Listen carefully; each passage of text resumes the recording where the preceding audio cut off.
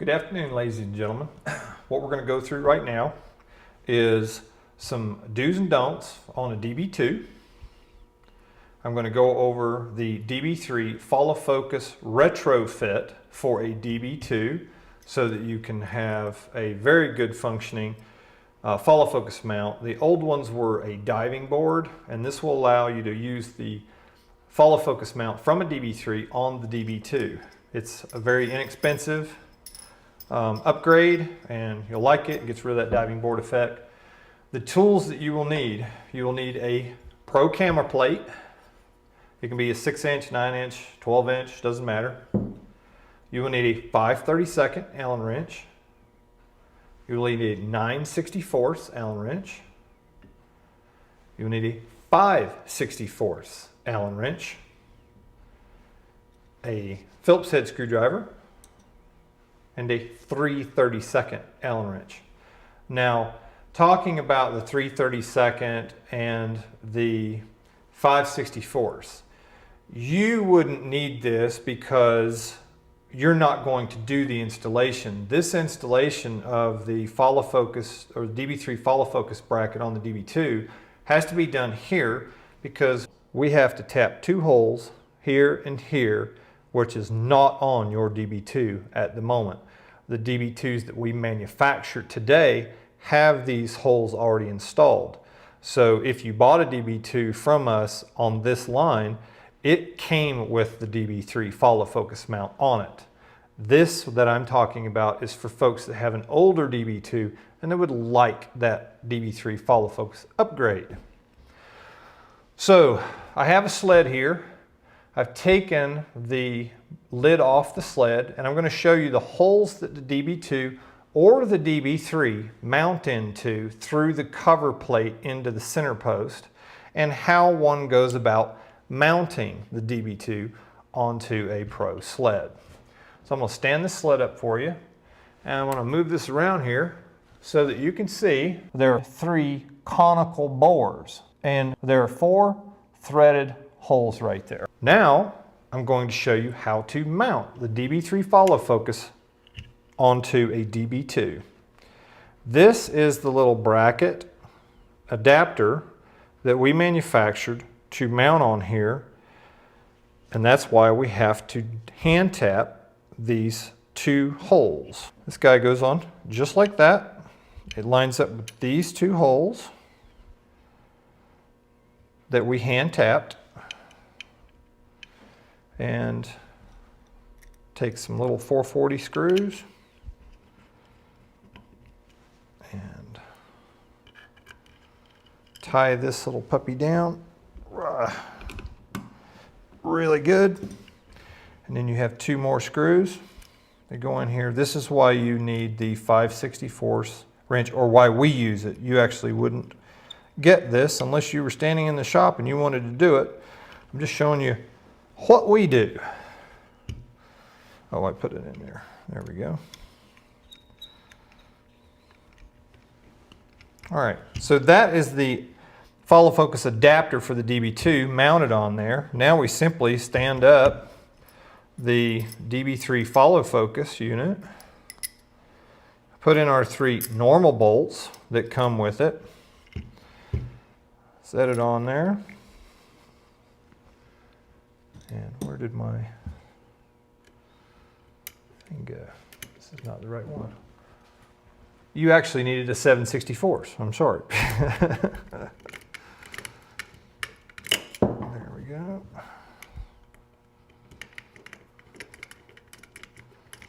And all I'm doing right now is I'm tightening down the 3 dovetail follow focus mount bolts onto that DB-2 dovetail adapter.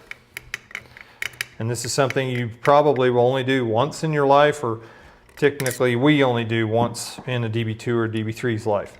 So that is mounted, it's good to go. Next I'm going to show you how to mount a DB-2 onto a sled. The key thing here is you see these 4 holes going around this little orange circle.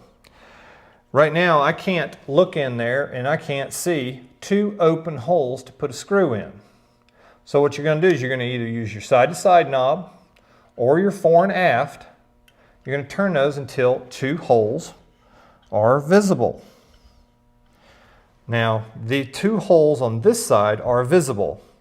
These are not. So I'm going to take 2 bolts, I'll put them down in those holes, like so. Oops.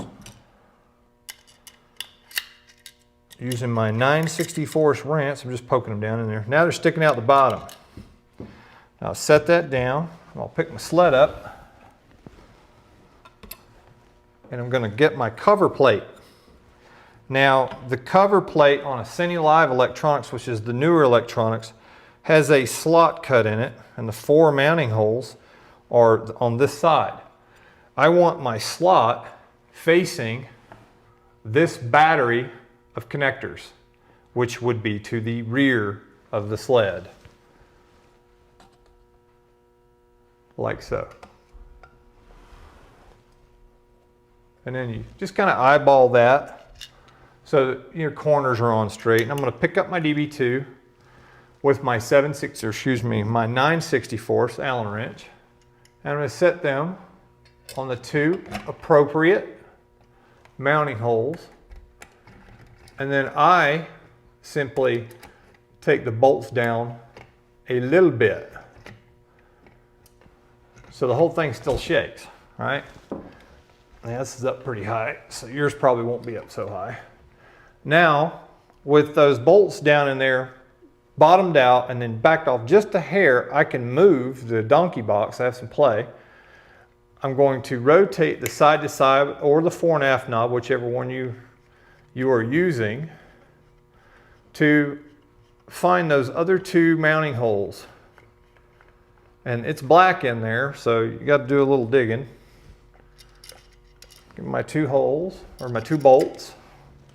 I'm trying to turn that so you can see it, and I got to find them. There we go. And I can loosen my side to side. If it's binding, then your side to side needs to be adjusted this way. All right. Now, all 4 of them are on there. They're just not tight. What I want to do now is I want to line up my lid nice and smooth and flush on all 4 corners. And I check down the side of my DB-2 to make sure it is straight in line with the upper junction box. And then I tighten my first bolt. Boom. Tighten my second bolt. Then I'm going to use my adjustment knobs to go back to the first 2 I put in the first time. And now I just tighten them up. And now I'm getting these pretty good mechanic tight, but you do not need to put a crowbar or anything on it, or a pipe wrench. Just get it good and tight. Now what you're going to do is you're going to check for fore and aft and side to side play. But you want to put a camera plate or have your camera mounted on it first. And on the DB-2, you see this latch. The only function of that latch is to mount the camera plate, or the camera with the camera plate mounted on it, to load it and unload it. You'll need a 5/32 wrench. This bolt is already backed off a little bit. It'll be sticking up above these 2 chrome points just a little bit. I want to open my clamp. Now you can either do this with a camera plate or the camera plate mounted to the camera. I'm not doing a camera right now. So line it in there, lay your camera plate on there, close the latch. Notice I can still move my camera plate.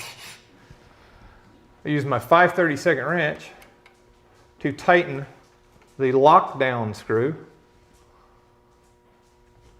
on the DB-2, and now my camera plate will not move. All right, so now once you have your camera or your camera plate mounted into the DB-2, I say camera because the camera plate would be mounted onto the bottom of the camera, so bear with me on that. I'm going to grab my camera or my camera plate, and I'm checking for fore and aft and side to side play, but I do them at different times. Right now it's fore and aft. Can you hear that? I believe you can. That is fore and aft play on the fore and aft lead screw. So right underneath, or right on the top of the follow focus mount, is a big set screw. You see it right in there. I'm going to pull this camera plate out so you can see it.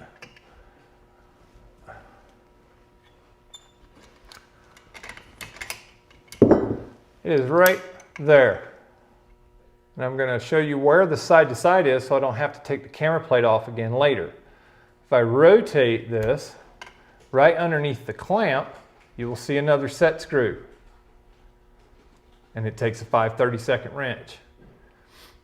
This set screw, the set screw right here that I already pointed to you, and this screw right here are the only screws or set screw bolts that you should be messing with on a DB2. All of these little shiny bits on this side are off limits, folks. Those are bearing preload set screws. If you go messing with that, both of the two stages, or actually the three stages, the post stage, the intermediate stage, and the camera stage, will be misaligned and it's basically an entire disassembly and reassembly because all of those stages have to be aligned perfectly. And if you mess with that, this is going to come back to the hospital and you're going to get a big bill. So don't touch them.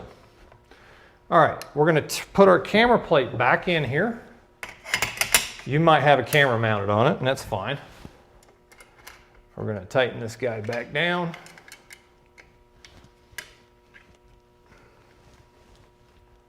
There we go. And remember, we had play in here. Now what you do is you take your 5/32 wrench and you put it right in here.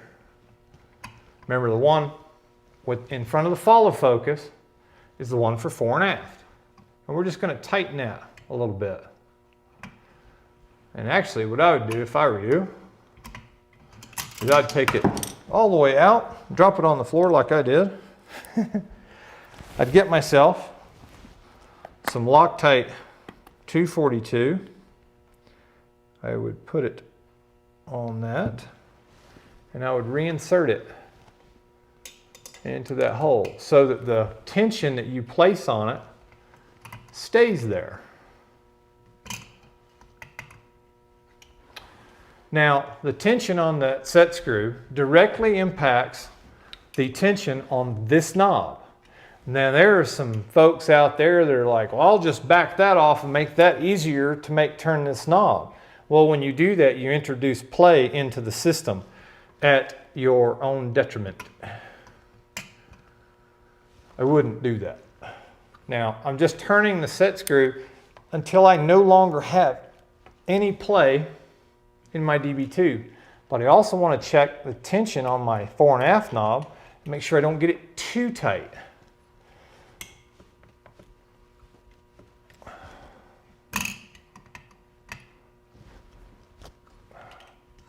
And you have to do this a couple times.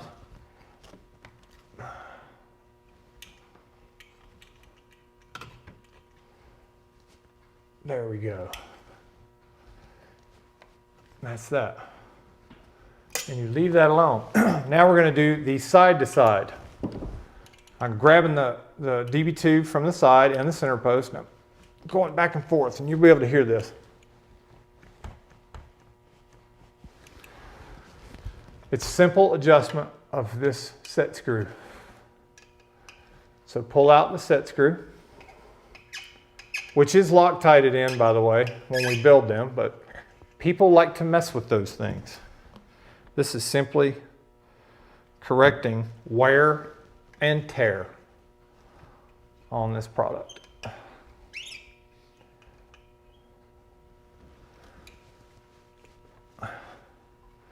Check your knob. We can go a little tighter. There we go, we got it. Knob's a little too tight right now, so I'm going to loosen it. Ensure that there's no play side to side. Check both my knobs one more time. And they should be a little stiff, but not really hard to crank. But if they're like really, really loosey-goosey, these set screws are set improperly, and you need to adjust them. We got no side to side. We got no fore and aft. Well, we just mounted the DB2 We also mounted the DB-3 follow focus mount onto a DB-2 with the adapter that we built. And we took out the fore and aft and the side-to-side play in a DB-2 and showed you how to mount it. So I hope that helps you out in the field, and have a good day.